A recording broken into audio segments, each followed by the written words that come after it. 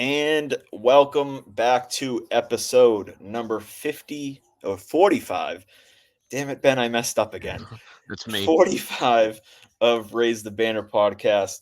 It's your OG three co-hosts, myself, Macator, here with Benny Ballgame. JR is back after a brief absence of his work schedule, screwing things up. And then tonight we got special guest Lucy. Is it Burdge? Yes, Lucy Burdge? correct. Yes, How correct. you doing, Lucy? I am doing great. Fantastic. Football is back. Patriots are back. This is a perfect night to be on here. And I thank you for having me on because it's very exciting. Yeah, of course. Obviously, we were originally going to start at 7, but I was like, oh shit, the Pats are on at 7. So I wanted to get in and get out before Drake May takes the field. So That's a good point. That's exactly why I thought we started at 6:30. Got to get the Drake May viewership going.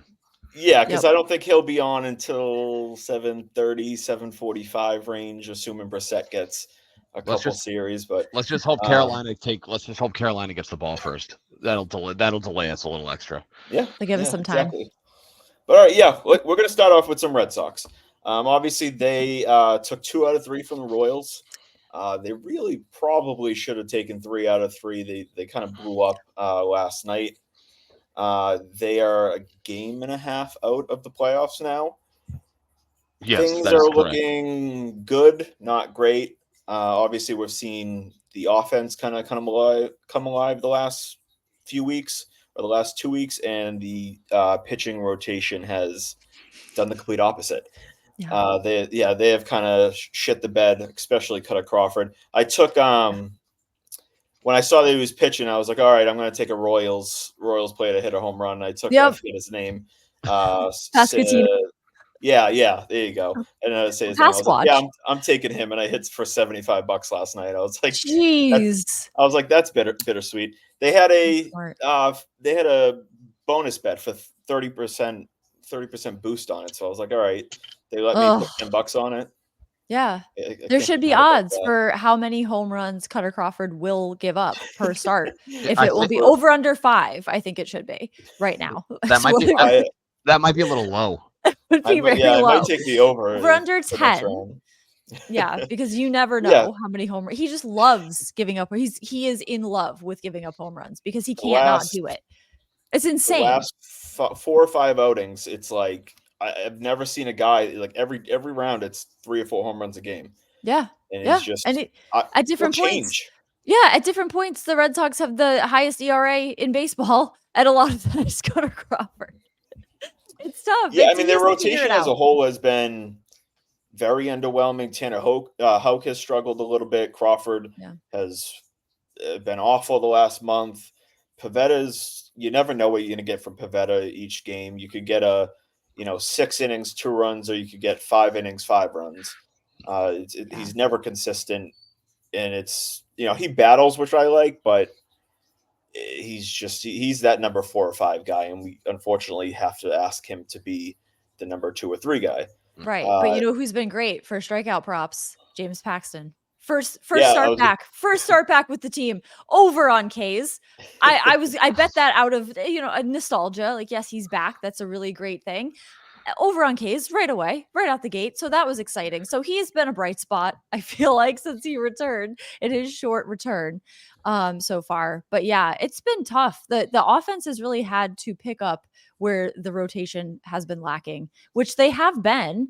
But yeah, they should have swept that series. And I think they know that.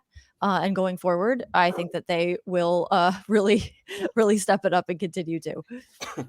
Yeah, Romy hit his home run last night to go up 3-2, and then I think Devers hit a double, I believe, to make it 4-2. Yes. I think, or he hit a double and then someone got him in. And we were Ben and I did a baseball camp this morning, and actually Romy was there.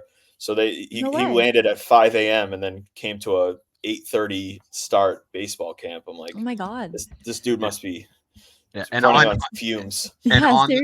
And on the Pivetta thing, he said he is the least funny. Oh yeah, I did ask him that question. And he said Pivetta he tries too hard He's the least funny pitcher or the least funny player on the team? Player on the team. Yeah. No, that's so sad. I asked him least funny and then most funny. And most funny, he said Crawford. Speaking of Crawford, and he said Devers, and but like I imagine it's more in kind of that goofy like kid, like he's not like someone like actually cracking jokes, just being that like bubbly personality that kind of makes you chuckle. Right. And I still can't figure out, I don't know if you asked him about Tristan Casas, but is Tristan Casas funny, or is he just so interesting that it's funny, or is he just so off the wall that it's just like I can't wait to see what he says or does next? Or is he funny, or is that just him? Because I was going to say Tristan Casas, but then I thought, is he actually funny, or is it probably a little of both? Maybe. I think he has some like funny in him, and he makes some like funny jokes. But then he's also just this incredibly unique personality that like just goes by. Because are they even jokes? Like when he said, "Have lizards evolved?" Because he can't catch them now. Was that a joke, or was he? I think he was serious. He was mad. He could not catch the lizards that are at spring training because they've evolved. From everything I've heard, he's a personality that like you will never fully comprehend. Yeah. You can talk to him day after day, and like he's going to surprise you the next day with something that he's doing or saying or talking about. And I guess like I don't know. I guess that keeps you on your toes, and it's fun to be around. I think it's phenomenal, especially for the vibes, of course, but also for the Netflix documentary, because coming into this, everybody called this, is that he will be the star of this documentary. So that's how you know it's not scripted, I feel like, because they wouldn't have him get hurt if he was actually, if they were going to script this, because they were like, oh no, he's not even good. But I think they are following him where he goes as well, and getting footage of him going to Woo Sox games and playing for the Woo Sox also. But I think it's tough to, like, what he said about the Celtics, he was like, oh, the Mavs to sweep, and then he was things that he says, I feel like that was a joke, but he also, I think he has bits more so. But he plays it off as like, this is really me, but actually it's a bit. But the bit is that I am really just unique, I think, is what it is. Yeah, he might be playing into it himself, where he knows people are like looking for that kind of personality from him, and he plays into it. Like even when he was getting, was it like Sunday Night Baseball at ESPN? Like he was hurt and he was talking, and like they basically had to like, okay, we're done here, because the dude just wouldn't stop talking. Did they even ask him a question? Like, I feel like they were like, Tristan Casas, down in the dugout with Tristan Casas, and he just starts talking about Father's Day, that his dad got arrested, and then he said he exaggerated that, but I don't know. He's got quite an imagination, if so. But certified yapper he is one thing, because he is also the best sideline reporter. No shade to Jemai or TC, because they are also wonderful, but Tristan Casas has nailed the mannerisms of a sideline reporter, where the player's answering the question and you kind of look away as if you're like you're listening, but also like looking for other people to interview. He phenomenal, absolutely nailed it. Yeah, well, just give him a mic and he'll talk for 2 hours about anything. It will branch from like the Red Sox to, like you said, his father. Like, I don't know, what was it? His father was at a little league game. Like the police came because his dad like was hitting him or something like that, like in a little league game. And I found his father. I'm like, what are you doing talking about this on national television? Seriously, he was like, I don't need the world knowing that you hit me. Right. But all right, we branched off a little bit off topic with Tristan Casas. But anyways, the Royals series. I mean, they took 2 out of 3, so it's tough to kind of get upset about that series. But that being said, we obviously kind of looked at game 3 and said like they probably should have had that. So now they kind of sit a game and a half back. Where's your mindset going into tomorrow's series against the Astros, I believe? Astros, yes. Obviously a very big series again. Are vibes up, vibes down for you? How are you feeling? Vibes are up. Vibes are honestly always up with this team because I think they will make the playoffs. So I'm very, very high on this team. It just, a little tidbit about this team. To make playoffs, their odds are plus 105. To miss the playoffs, minus 125. So you can still get this Red Sox team, at plus money to make the playoffs. And I believe this is a playoff team. So you get a little bit of value there if you'd like at BetMGM. They are 6-4 in their last 10 games. They're well above 500 at this point compared to how they have been playing for the past couple months, where they have stayed pretty steadily at 500. Now they are above 500, 6 games back in the standings. Their World Series odds not too long ago, plus 5,000. Now at plus 4,500 to win the American League, plus 2,500. Their win total over under 85.5. I think they will go over that. This team could win 90 games. I am, as the vibes are as high as can be about this team. I think they will be a playoff team. And I think that Dom Smith has a lot to do with this. And there are different moments with this team where you're like, yeah, this group and Cora signing again for 3 more years, I think is a major factor in this, because even if the front office or any players that looked at what the front office did at the trade deadline and said, like, do they think that we are worth investing in?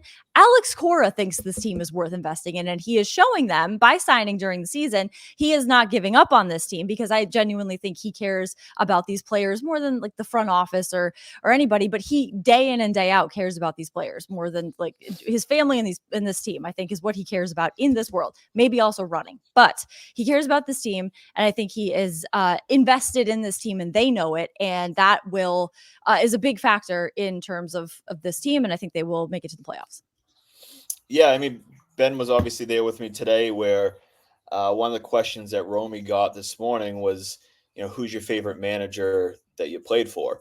And I don't know, maybe he's, trying to be biased because he was in front of a bunch of Red Sox fans and he's part of the Red Sox. But he said Alex Cora, because the guy just like understands how to connect and deal with the players. Yeah. He was like, he was a former player. He just kind of connects with you on a different level that most managers do. I was tempted to ask him, like, right while he was talking, I got the notification that the White Sox manager got fired. Yep. And I want to be like, hey, what are your live thoughts on that? Because you probably haven't seen it at that point. But yeah, no, I mean, Cora's going to be a big factor in this. He gets so much unnecessary hate by Sox fans, and it's really just the Boston sports fans that will be upset about everything. Totally. Something to be upset about. But I mean, yeah, he's going to play a big factor for this team for the future, for now, and all that you're going forward for the next 3.5 seasons.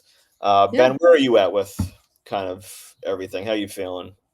Good. I mean, I'll steal a line from Lucy. Vibes are up. I will take my lumps. Is Kenley up? I was Kelly boys are up. Kelly boys are up. Never down.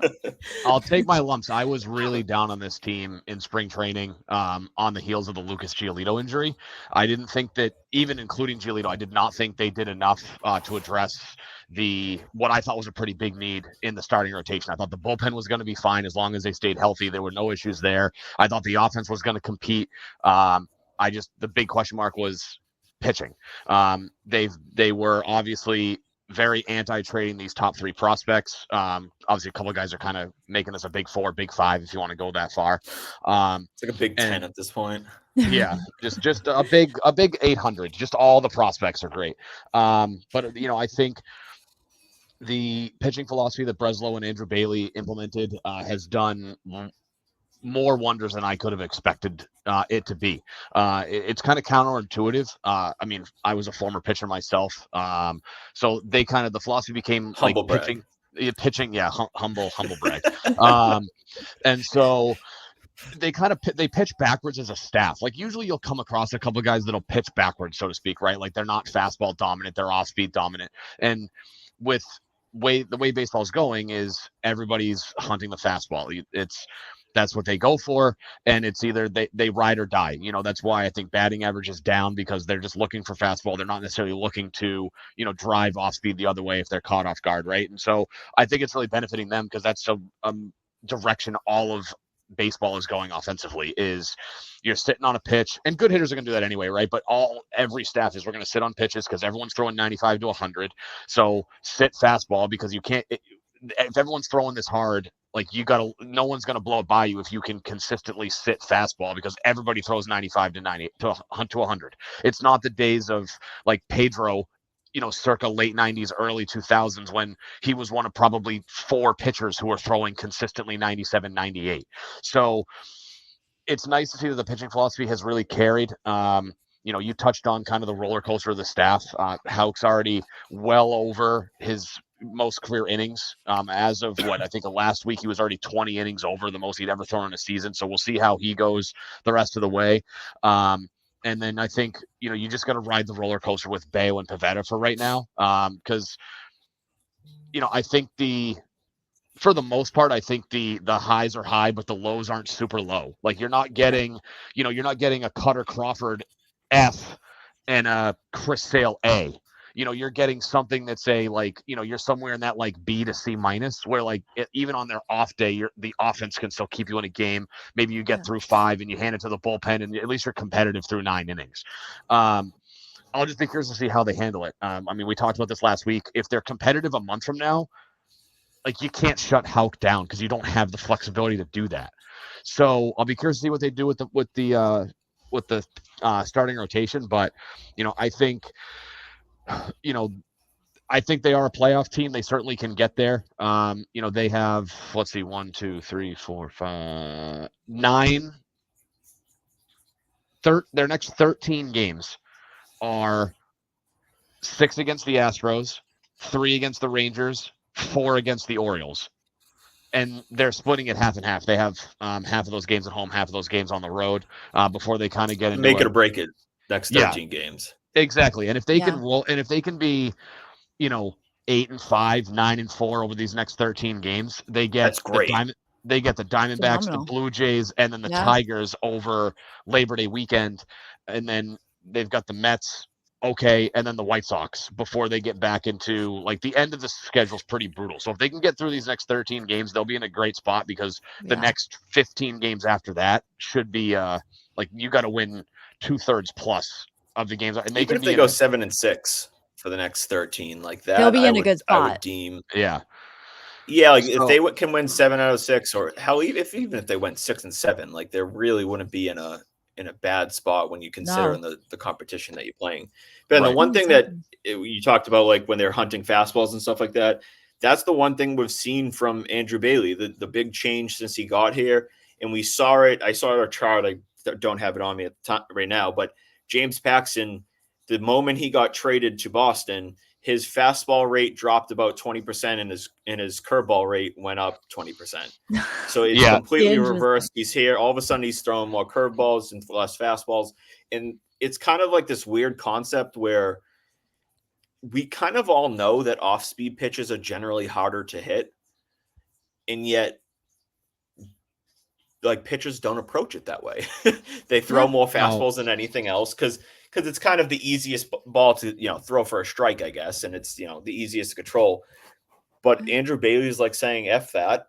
If the curveball and the slider and the changeup and the sinker, if those are the toughest balls to hit, how about we throw them the most? And I think you're seeing it improve the rotation.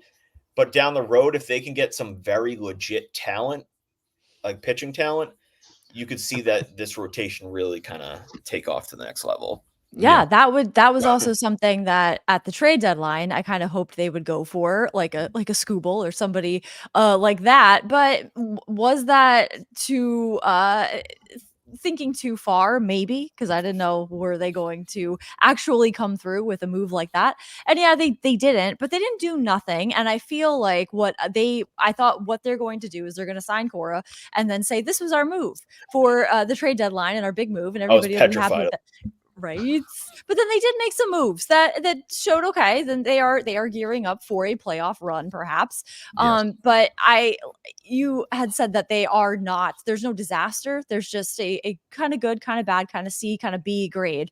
And that's kind of where they have been. They've been mid this team, which is good and bad, because I would say they would err on they're exciting, kind of more, I don't want to say exceptional side, because they have good and bad nights that are not exceptionally outrageously good, but then they have some that are not so disastrously bad. So they are mid, but they can mid their way to the playoffs, I think, because they're not losing series. They should have swept, but they didn't lose the series. So I think they can mid their way to the playoffs. If not a little, they can reach a little bit of my biggest thing is I think they can get to the playoffs. I mean, even from the start, I took them at, I think it was over 79.5 wins. Yep, same. And obviously that's like pretty comfortable at the moment. The bigger issue is, okay, I think they can get to the playoffs, but if they get into the playoffs, how is this pitching going to hold up in a 5 or 7 game series? And so like, that's where I'm kind of the biggest worry. But at the same time, and we've seen this year in and year out, is get to the playoffs and see what happens. You could have a scenario where, maybe Hulk throws a gem in game 2, your offense explodes, even if, Bayo goes 5 and 4 runs, but you threw up 7 runs. And then, so you can create a run in the playoffs very easily. So it's just getting there. That's kind of the main objective, and see what happens. But I mean, I think it sounds like we're kind of obviously in all similar boats where we we kind of believe in this team. We're a little bit worried, but if that's where my biggest worry is. If their pitching doesn't improve and they make the playoffs, they're going to have a very difficult time winning a series unless their pitching staff can kind of perform at least solid. They don't have to be great, but solid. Yeah, that's why I think this series with the Astros is huge, because both these teams are vying for a playoff spot. So they could be a potential team they face in the playoffs. So as they start to face teams that they could face in the playoffs, it becomes a little more interesting to think, okay, is this team up to facing these teams, or potentially teams they could face in the World Series, like against the Dodgers, which is kind of scary. But once they start facing those teams, that's when push comes to shove and you really start to think, okay, this team could be a playoff team, especially against the Yankees. Yeah.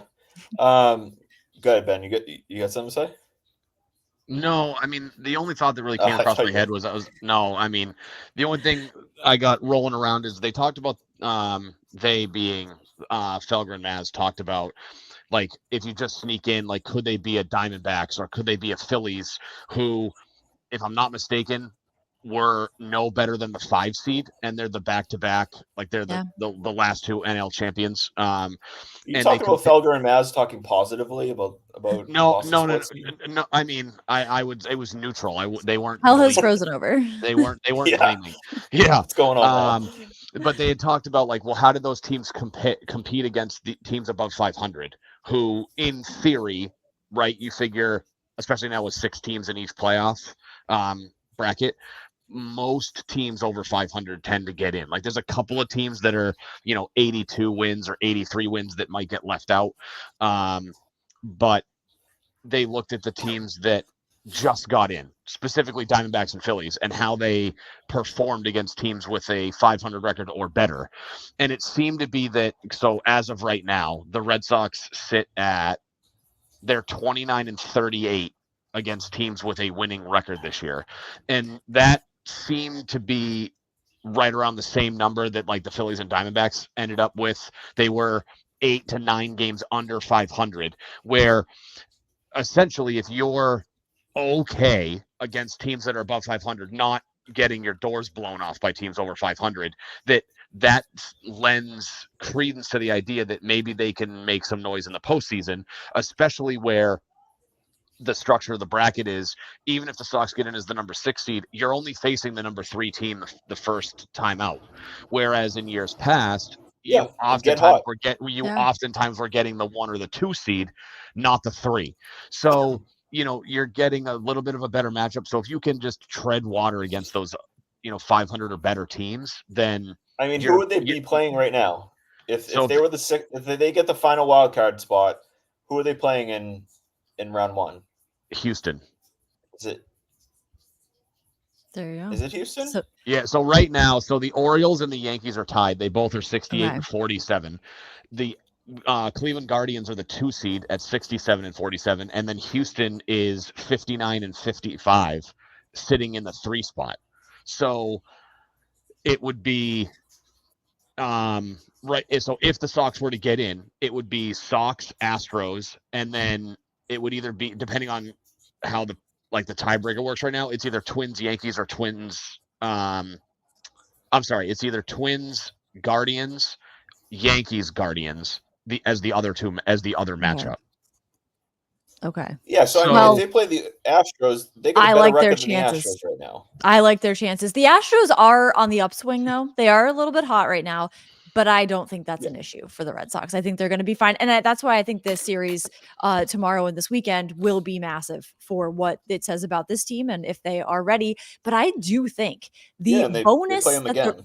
Right. And I think the bonus the Red Sox have is the mind of Alex Cora and the attitude of Alex Cora. Because you see him making these brilliant moves, like challenging the Dom Smith play at home and things that do change a game. And so I think that is, I don't want to say secret weapon that they have because it's not so secret, but I think that is a beneficial thing that the Red Sox have going into, let's say, a playoff scenario.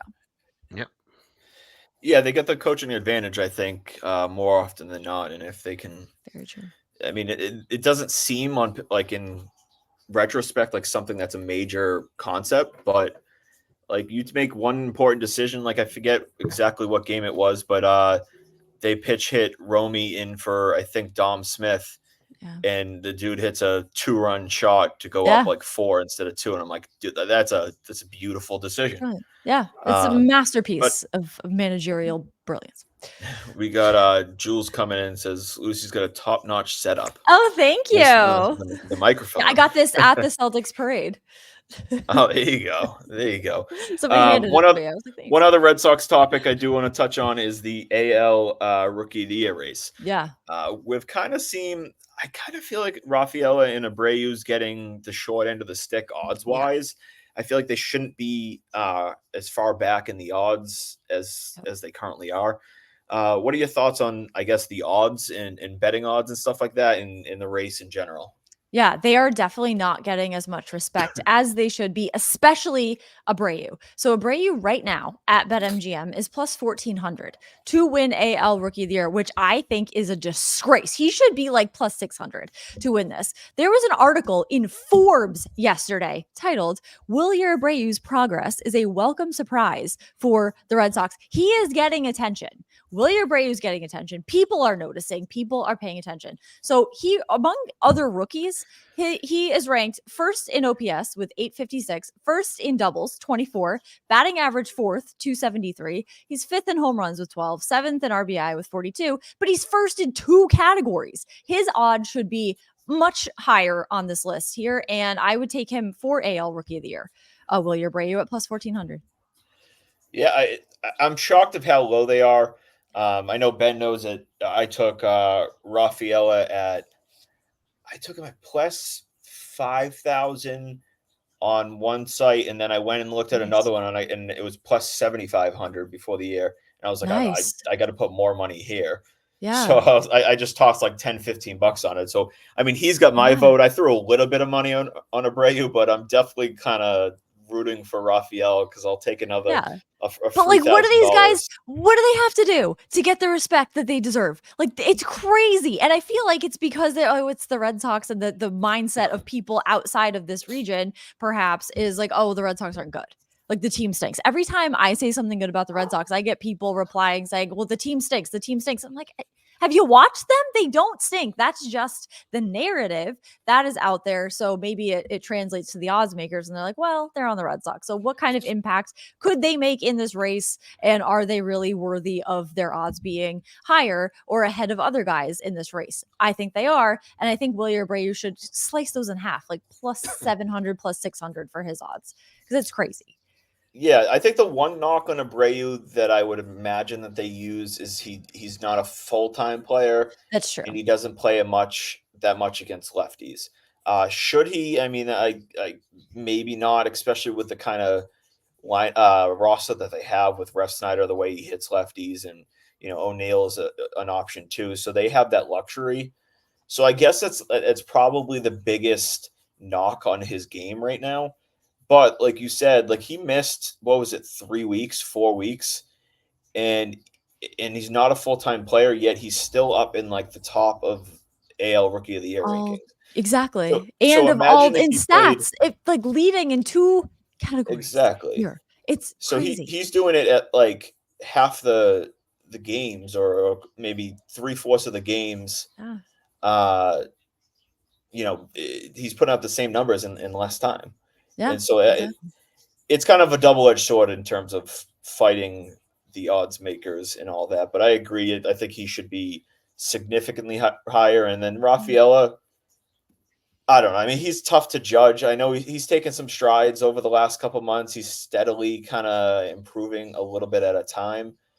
He's obviously, I think he's the first player in, I forget exactly how many years, to play 60 games in center and shortstop in the same year, which, right. I mean, you just obviously don't see happen very often. So he's becoming a full-time player with the Sox. I think his odds are also a touch lower than what they really should be, because if he continues this for the rest of the season, he'll be up there in the top 5 in many categories within the Rookie of the Year race as well. 100%. But yeah, that's why I think both of them should be getting much more credit than they have been. Yeah, but all right, let's transition into the Patriots. Now JR can talk. You got a gripe from Jules again. Can we get more professionalism from JR? Ooh. Oh no. You have a guest on. Stop looking up what course you're playing tomorrow. Up at all. Bro's blowing my DMs. All right. Obviously we got Patriots preseason that's starting right about now, so you can probably hear my dogs barking in the background for no reason. They're excited. They're so excited for the game to start. Yeah, they're nuts. But obviously, yeah, Patriots are back. Patriots football is back. Preseason game number 1, Drake May's debut. What's been your overall thoughts so far with training camp, and how are you feeling about May and his progress overall? Yeah, I feel like the reaction to Drake May at training camp is good. That there is, I don't want to say quarterback competition, but is there? Because does Jacoby Brissett know that yes, he is going to start and he is the veteran and he gives them advice and he plays 2 roles as not going to be the backup, but does he know in the back of his mind that he will eventually lose out to Drake May? Is Drake May that good? But one thing I have noticed in training camp is that there are a lot of illusions and mentions and references to Belichick. The ghost of Belichick is still very much there, where Gerard Mayo is referencing saying all 4 quarterbacks are going to start in this game. That's more than you've ever gotten in the past from a coach in terms of ahead of a game. And he references the way he answers questions, and Bill taught me not to talk about other players on other teams. And you have Matthew Judon and that whole situation where he said, I chose the Patriots because of the coaching, because of Belichick. And now, I don't know. And things were even Judon on Twitter. Would that happen under Bill Belichick? And so I feel like that has been there throughout training camp, and we'll be very interested to see if that continues throughout the season. If they decide, let's not mention him so much, let's not really refer to him so much, even though he's still very ensconced in that building and in the style of this team. I mean, this tonight is the first night in over 2 decades that Belichick has not been the coach of the Patriots, and the Patriots game is being played, and that's crazy. So I think that is my biggest takeaway, was oh yeah, they really haven't moved on. I guess Gerard Mayo, I mean, it's a tough spot for him because he is now the new coach of the Patriots in 24 years. But I feel like, will they now move on from that as they go on? And even watching pregame tonight, it's a weird thinking about the visual of this, where the coach on the sideline is not Belichick, and the quarterbacks, none of them are Tom Brady, which we've kind of moved past that. None of them are Mac Jones. I'm still not over it. It's going to be weird. It's going to be very weird. So yeah, we're all heartbroken over Mac Jones. But no, it's no, but I meant Tom Brady. I know, I'm kidding. No, I know.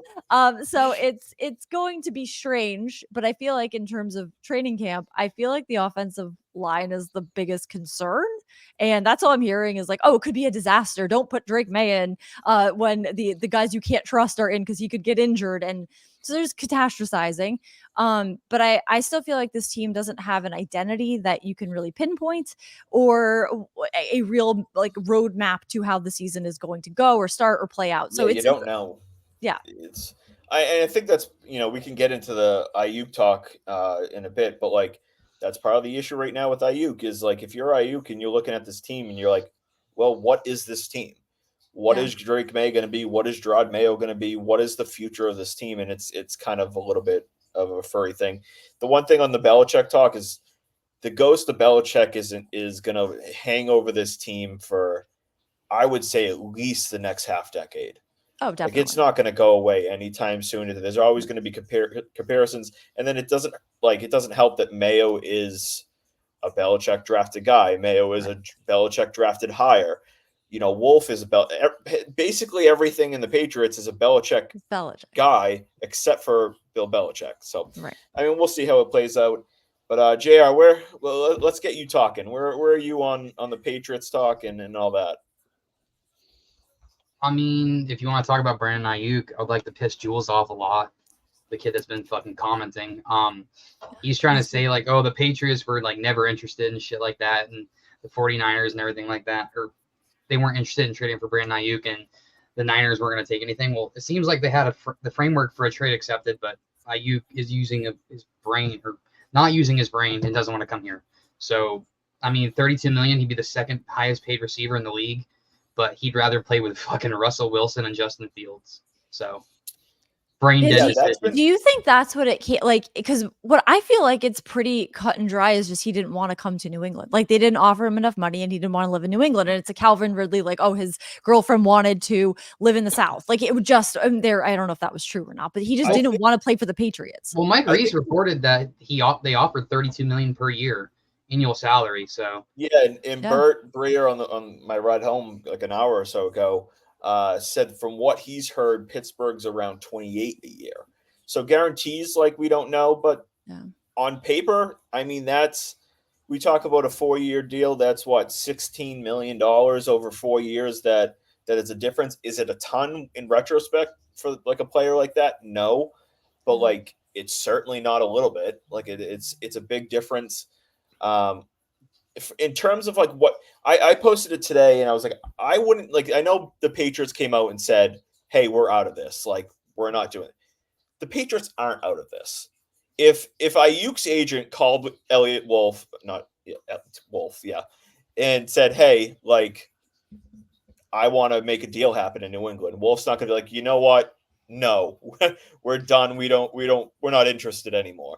They're just kind of sitting back now, and if the Pittsburgh deal falls apart and that becomes a scenario where it's not really an option for Aiyuk, if you're Aiyuk now, what's your option too? Right. And so we heard like, he doesn't want to come to New England and there's all these kind of little spurts. My wonder is, are reporters hearing he wants Pittsburgh, which means he doesn't want New England and Cleveland? Or is it just straight up, I don't have interest in going to New England? Yeah. That's where I'm kind of wondering, and because if I'm a reporter and I hear he wants to go to Pittsburgh, I would interpret that as he doesn't want to go to New England. Right. So I don't know what the exact outcome would be, but if Pittsburgh falls apart, which I think it'll eventually get done, but if it doesn't, what is his option two? If New England's offering $32 million a year, and his other options are Cleveland at 28 and staying in San Francisco at 26. I mean, that his preferences might change at that point. Right. Unless he just doesn't want to live in New England and play for a team, which is crazy. I mean, it used to be within the past era of the Patriots that players were specifically asking to come to New England. And now they are begging not to come to New England. And the money used to be, money is no factor. I want to play with the high level of elite competition and winning. And doesn't matter what it takes. I want to win a Super Bowl. And now they used to come here to win a Super Bowl. And now it's, how much money? I don't know. Even then, I don't know. It's the weather. It's this. It's that. And that was never a factor before. And now we are seeing the stark contrast and the really sad fallout from what has happened to the Patriots post Tom Brady and maybe even a little post Belichick. I don't know if that matters so much, but it's tough to see when a player doesn't want to come to New England. But also, are the Patriots doing right back to Aiyuk what he did to them? Is like saying, oh, actually, then we're out of it then. So then and then he'll think about it and be like, oh, well, maybe I do want to come to the Patriots then. So there's a little bit of a playing hard to get thing. Yeah. So, I mean, someone commented to me today, and it kind of actually made me wonder. I don't think it would be a big factor, but, what if Drake May comes out and balls out tonight? Yeah. Like, what if he looks great tonight? Yep. Does that, if you're Brandon Aiyuk, because obviously, and like you said, they're just not the same attractive team to players around the league. So, the question is obviously, what are they going to be at quarterback over the next few years? What is Gerard Mayo going to be as a head coach? What is Elliott Wolf going to be as he's technically not GM, but GM. And so there's a ton of questions, understandably. But again, I know it's preseason, but like if you're Aiyuk and you watch Drake May ball out, over the next hour, does it make you kind of think back and say, maybe he's the real deal and that's the better option? And like JR, you said, like, I mean, no shot to Russ Wilson. Has had a great career, but he's not what he used to be. No, and he's really corny now too, which is disappointing. Oh, Jesus. Yeah, that and to say it lightly, Justin Fields sucks. And he's a kick returner. Yeah. Well, the talk, oh my God, did Felger and Maz piss me off the other day. They trashed Justin Fields for months when it was like, hey, would Justin Fields maybe come to the Pats? And then they have the audacity to say the other day when comparing the Pittsburgh and New England, saying, hey, I don't know if Justin Fields is bad or good. Like, you just trashed him for 6 months, and now you're just playing the game like, oh, he's really just not that good. You know why they do that? To make you angry and to make you react. I try not to. Like, I listen to him a decent amount, and like half the time I'm like, I'm not commenting, but they'll hit the nerve every once in a while, and I'm like, that is just flat out ridiculous. Oh yeah, I mean, did you see even Mike Reese, even when he went on? And I have never seen Mike Reese angry or that angry. The veins in his face were popping, and he's like, that's not what I was doing. That's not what he was like, I love you, Mike, but no, that's not what I was doing. You would check it. That was incredible. Yeah, I mean, he really wanted to say other things, I think, to Felger, because I think he was like genuinely kind of pissed off. Yeah, he was like, I gotta tell you, I'm mad. You can say pissed off. He's like, that pisses me off. It's like, wow, Mike Reese, the nicest guy on the planet. Yeah, well, because he made a good point. Like, Felger was making it seem like Reese is the Patriots call boy, and he gets all his info from the Patriots and no one else. And Reese was like, that's not how it works. And that's not how it works, because Felger used to be a reporter.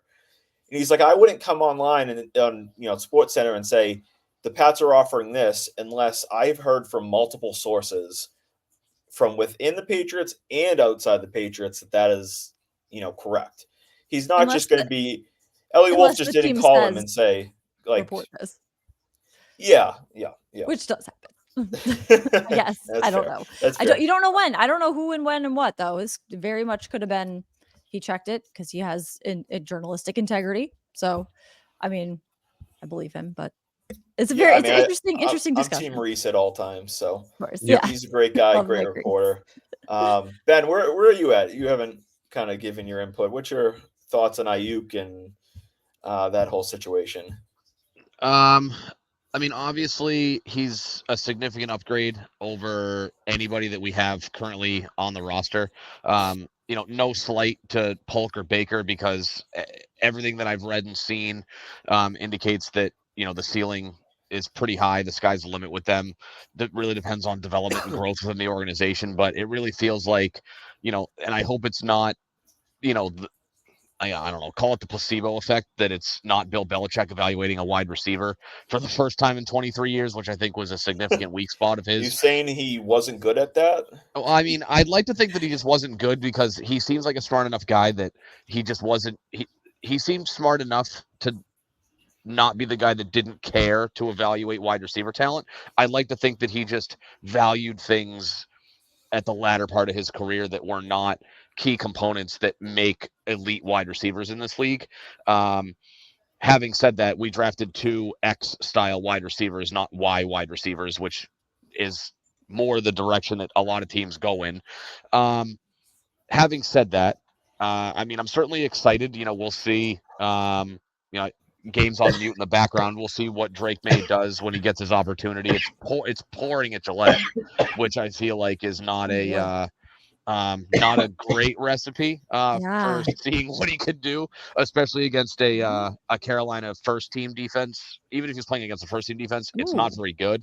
It is raining.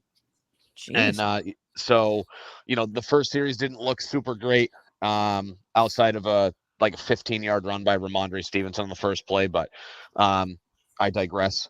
So, I mean, I like the youth movement. I really believe in Drake May. I have no problem with them.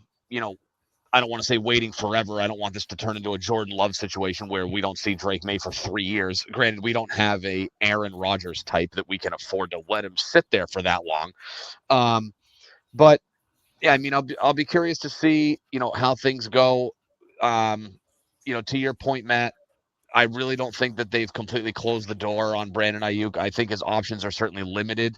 I think, given that his best option at this point, all things being equal, is Deshaun Watson and the Cleveland Browns. Because I don't know as if at this point, whether he's there next week or a month from now, meaning gone, I don't think he has a future in San Francisco. I get that their Super Bowl window is kind of small, which might be why they're trying to move him, because if they can add assets and extend the window or shorten the time it takes to get back to opening that window again, we'll see. But it seems like he wants an opportunity to win, not necessarily just chase the dollar sign at the end of his paycheck. Because if that was the case, which you see with a lot of pro athletes, and you can't blame them, especially in football when the average career is 4 years. And so I don't blame a lot of guys who want to chase the dollar sign. It's their livelihood. They're not going to, who knows what the future holds for them. But he clearly isn't the guy that cares about money and nothing else. He wants an opportunity to win. The Patriots, I would say, at best, stay in San Francisco, man. But they don't want to pay him what he wants, right?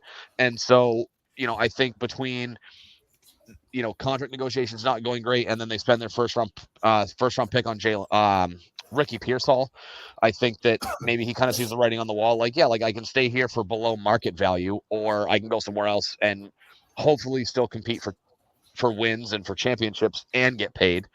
But at the end of the day, money does talk. And so, I mean, the Patriots are, I would say, at best a year away from being relevant again in terms of the football landscape. They're always going to be relevant here in New England, right? But I think that depends on tonight, I think. Yeah. Tonight will go a long way to determining that. I mean, I would love to have Aiyuk here. I love what they're doing with the 2 young guys. And if there's one thing that you can't really have enough of, especially with a young quarterback that you're trying to develop, you can't have too many guys around him that can make plays with the ball. You look at a guy like Brock Purdy. Brock Purdy is nothing special in terms of his raw athletic ability, but he has an elite offense around him. And we know the names. So if you can offer that to Drake May and not necessarily stick him with, who's that guy off the street you're throwing the ball to, then that makes that growth and development and that transition a lot easier. So I'd be happy to have him, but if he picks somebody else because he wants to win and he's not going to win here as quickly, I get it. And I do believe that, the $32 million a year offer is legitimate. Mike Reese is probably at the top of the list in terms of credibility when it comes to knowledge about the team. So, if he says they're offering around $32 million, then I believe they're offering around $32 million a year. Well, Tommy Curran also kind of doubled down on that, and Burt Breer basically said the same thing. What he heard is it's around $32 million. No one knows the guarantees. Right, which is to a lot of, and that goes a long way. I mean, if they're offering, because 32 over 4 is $128 million over 4 years, but if they're only guaranteeing him $50 million, It's like, well, Yeah. like, does that 32 really matter if you're only offering him? I can't imagine a scenario where they're lowballing him. So I No. look at the St. Brown deal, and he got $77 million guaranteed. There's no way they're sitting here and saying, "Here's 32, but we're only going to give you $60 million guaranteed." It's just not happening. And as we're talking, Drake May is taking the field. Oh boy! Jacoby Brissett he got one series. We'll see. Tyquan Thornton and KJ Osborne got the start at wide receiver. So let's see.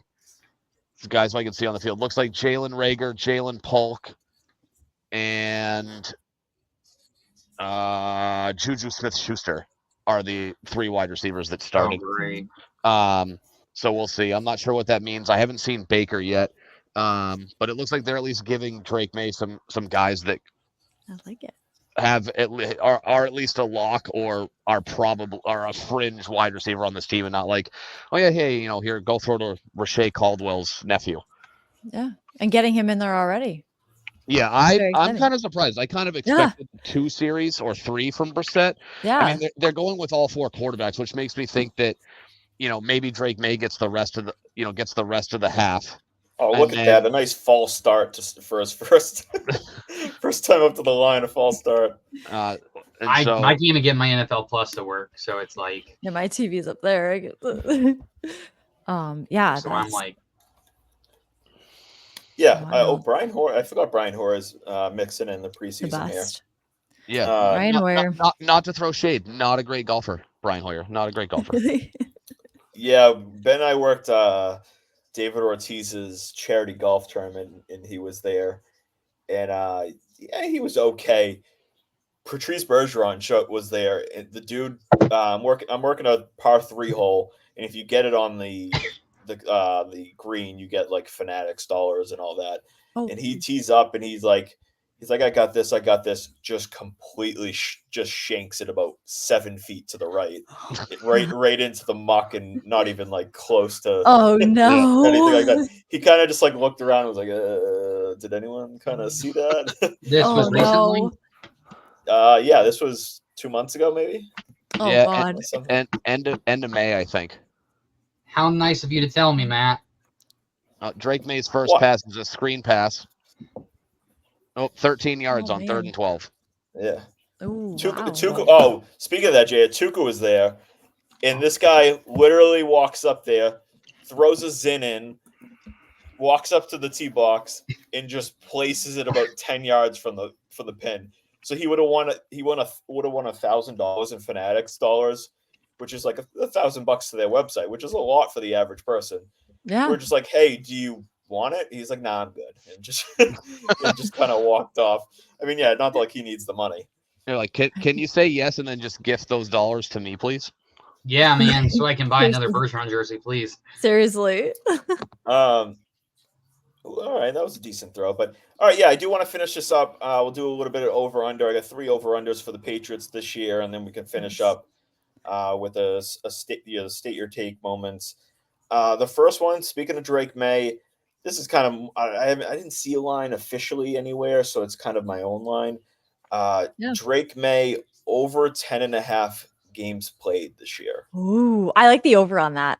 I think they will not be hesitant at all to sit Jacoby Brissett and start Drake May, and he will be starting before too long and could play himself into the starting role and stay there. I like the over on that. Yeah, that's that's week 6. So he would have to start week 6, which, in my opinion, if he doesn't start week 1, he's not going to start until at least week 4. They're not going to sit week 1, but we're going to play you week 2. Like, that's not going to happen. But I could see a scenario, like you kind of said, where like he gets a few games, 4 or 5 games of the season, he gets his feet wet, another month and a half of like progression and development and practice and stuff like that. And depending on where the Patriots are as a team, they kind of roll him out. And my guess is week 6. That's kind of what I'm predicting. So, yeah, I think I would, take the over. Ben, how about you? I'm going to take – oh, boy. I guess I'll just be a contrarian and say I'll take the under. I think – I mean, if you had said, like 8.5 feels like the fringe number to me. Where is it 8? Is it 9? Because I think the first half of the year is going to go pretty poorly for them. Whereas if it goes, it's tricky. If it goes really poorly, it's going to depend on whether or not the offensive line is holding up. Because I don't think if it's going bad and the offensive line is terrible, like why would you throw Drake May to the Wolves and let him get eaten alive by any defense? If they're playing poorly, but the offensive line is good and you can protect him, then yeah, I think somewhere between week 6 and let's see, what's their bye? 9? I think the bye week is 9, if I'm not mistaken. I think it's later. I think it's. Or is it later? I don't know. Oh, is it later? Maybe I thought it was 9. You wanted it to be 9. Maybe. Well, maybe it's like week 9 is their first game that I think is like a legitimate shot that they win, because I think I have them going like 2-6 in the first 8 weeks. So maybe that could be it. That actually, JR, where are you at? Over or under 10.5? What, games until Drake May starts or wins? Well, no, games played this year, so he would have to start week 6. I mean, technically he could miss something. I think it'll probably be at 8. Week 8. All right, so you take the under.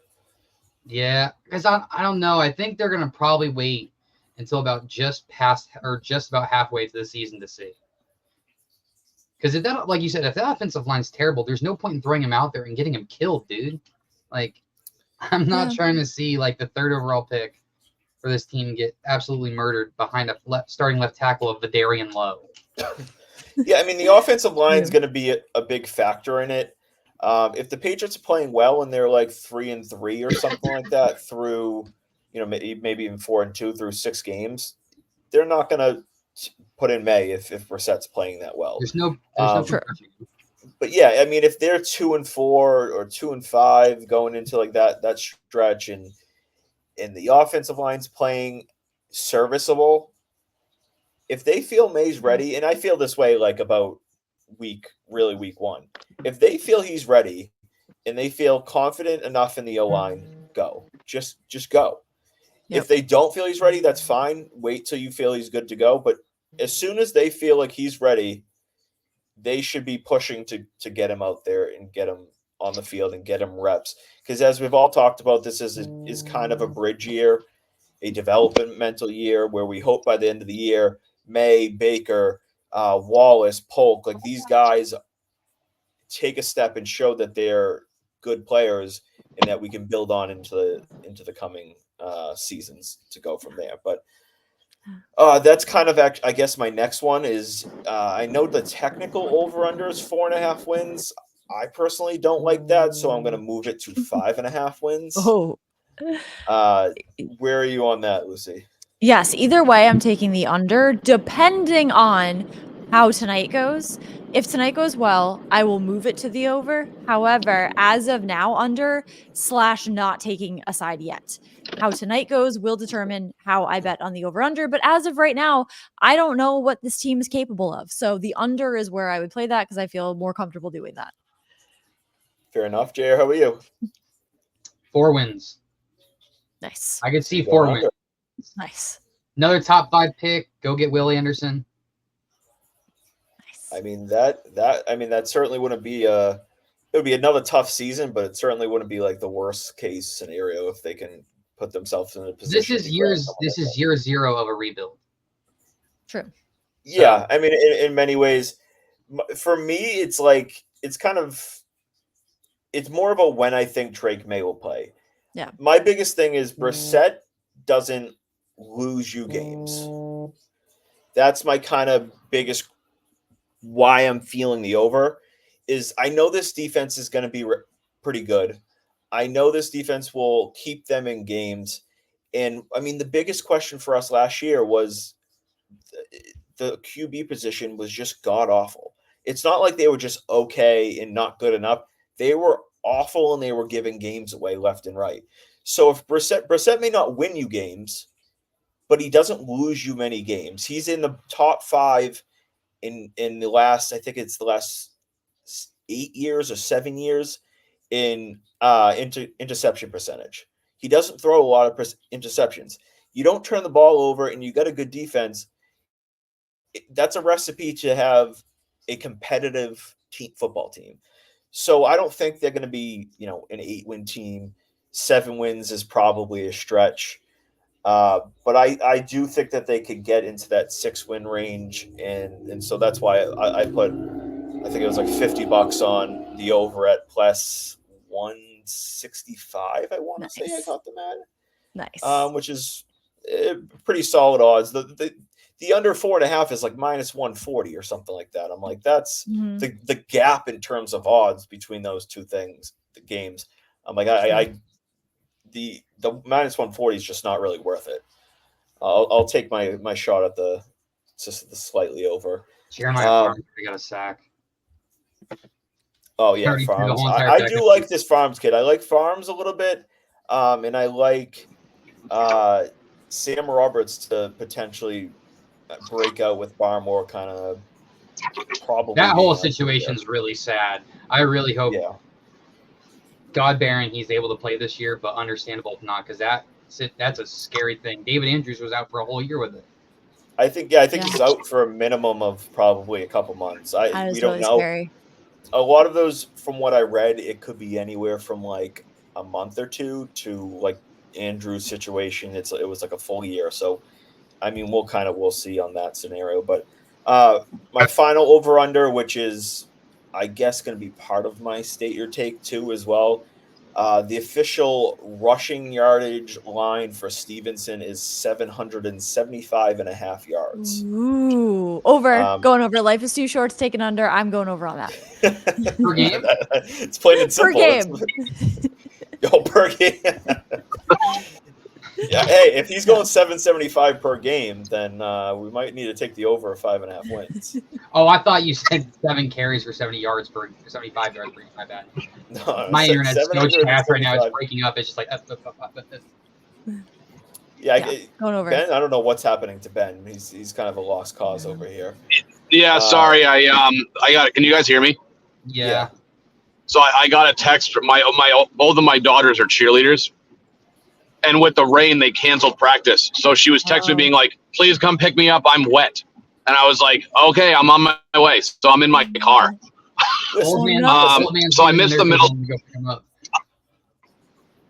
Ben, don't you know this podcast? Yeah, I missed the middle. I missed the middle over under, but I'll take the.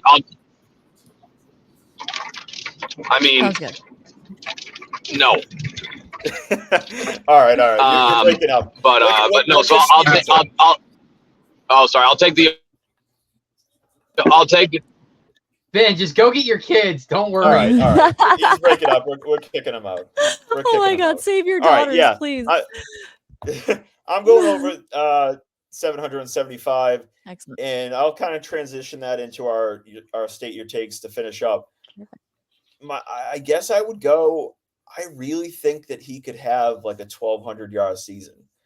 I think the O-line, for as much as they'll be maybe mediocre in pass protection, Andrews will be solid up the center. City Sal is a pretty good run blocker. We know Onwenu's a train as a run blocker.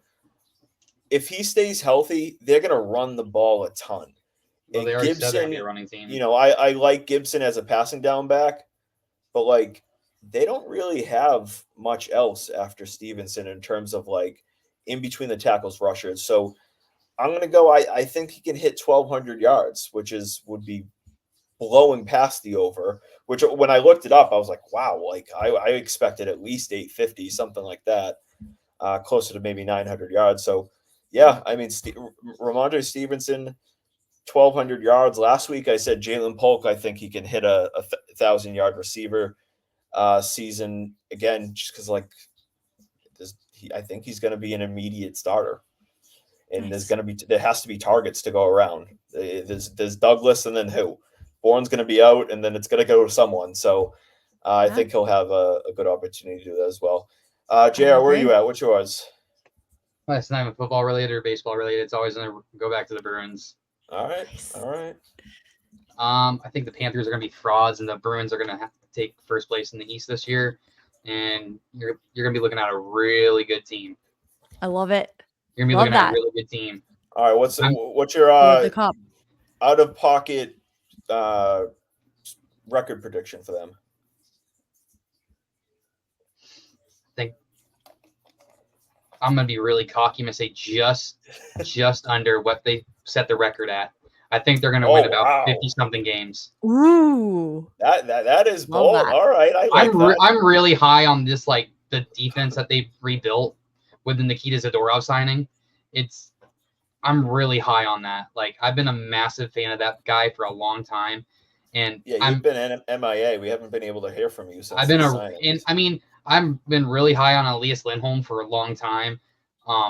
He's from the same part of Sweden as all my family's from, so it's kind of like a cool connection. But I'm just really stoked to see this team because I love what Don Sweeney did in free agency this year.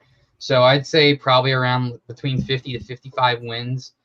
And shut the fuck up. Oh no. he's from Toronto. He's a Niners fan and he's a Leafs fan.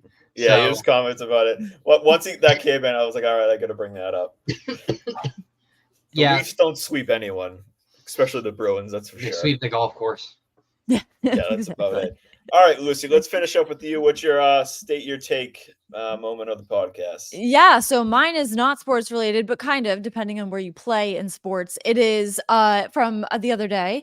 90 degrees weather-wise is far superior to 60 degrees. And I would take 90 degrees in the 90s over 60s any day of the week, all the time. Today, it was in the 70s, still 73 degrees, still too chilly. I would take it in the 90s all day. It's better than 60s, even 70s. I have this conversation with my buddies all the time about, especially when it's like a hot day or a cold day. Today was like peak day for me. Oh, it was chilly. I was so chilled. I didn't like it at all. Early morning coolness, 50s, maybe like low 60s, and then like the midday is like 75 to 78 range with sun. That's like my peak day. 90, I'm sweating and I'm uncomfortable. I love it. I would take a humid morning, like a nice balmy morning over a chilly football weather morning. So sweating. I couldn't do that. All day. No, I love it. I have really bad circulation also, which is probably part of it, is that a cold day just knocks me out. So a hot day it's perfect. I love it. I'm surprised you haven't moved down south by now. I should move to Florida. This is like my fiance. My fiance is like, I'm a beach person. Like I deserve to like live on the beach. And she's like, let's move to Florida. And I'm like, no. You can't. That's I was like, this is my home. Right. That's the problem. If you move to Florida, I will be at your house every weekend. That's right. All right. Go to definitely not moving to Florida then. We're good. But hey, that will do it for this week. Ben is prioritizing his children, I guess. He's okay. I hope his daughters are okay. Well, yeah. So let's hope he knows where to go. Ben's we're both, Jay, how are you? 27? 26? 27. I'm 28. And Ben's 30. 45. 34. Ooh, I'm 32. I'm right in between. 35. Yeah, and so we just like make jokes that he's more like 60, and we talk about him in a nursing home and stuff like that. just to kind of he acts like he doesn't mind it, but I know it irritates him just enough to make make it worth it. But all right, that will be it for this week. Lucy, thank you for coming on. It was I can see the number. It was the highest live views that we've ever had in a podcast. Well, I'm just honored to be here. Yeah, well, thank you for having me on. I had an absolute blast. This was so much fun, and I really appreciate you letting me come on. Jules went after JR, but I guess he wants to compliment you. Oh, me? Oh my goodness. Thank you, Jules. We love Jules, don't we? Oh. Thank you. All right, we got Jules hating on JR and loving Lucy. Love that. The Leafs will sweep. No, they won't. The tides have turned. No, they won't. Right. Whatever you say, Jules. All right, that will be it for this week. Go Pats. Hopefully Drake May can have a good, what are we, 1 minute left in the first. So it's pointless to watching the rest of the game because Bailey Zappi's in. So. Oh my God, yes! No way. Oh my God, it's Zappy time. Yay. Oh my God, I can't wait. Oh my God. You're a Zappy lover? Oh, Zappy head, Stacy's mom. What do they call them? I man. don't know if there's a name, but it's Zappy something. I didn't even want him playing tonight. The mentally ill. Yeah, exactly. That's us. All right. Until next week, we'll raise the banner. Thank you all for listening. And we got hopefully another impressive guest coming on next week. I'll wait to confirm it and announce it next week. But Lucy, we'll absolutely have to have you come on again, maybe sometime during the Patriots season. And we'll do some more, live weekly game over and unders and have some fun there. That would be awesome. All right. All right. Thanks, guys, for listening. And, until next week. See you later. I'm not happy with you, Matthew.